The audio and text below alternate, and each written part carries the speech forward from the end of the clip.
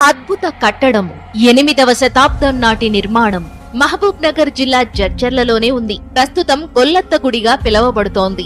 1149 నుంచి 1162 వరకు ఈ ప్రాంతాన్ని చాళుక్య రాష్ట్రకూట రాజవంశీయులు పాలించారు.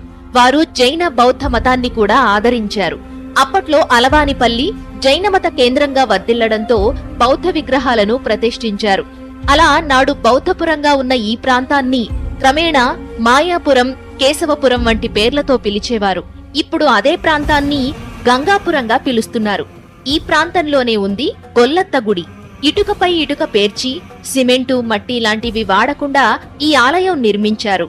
ఉత్తరప్రదేశ్ కాన్పూర్ సమీపంలోని బీతర్గావ్లో 5వ శతాబ్దంలో 58 అడుగుల ఎత్తున నిర్మించిన మొదటి జైన ఆలయం కూడా అచ్చం ఇలానే ఉంటుందట.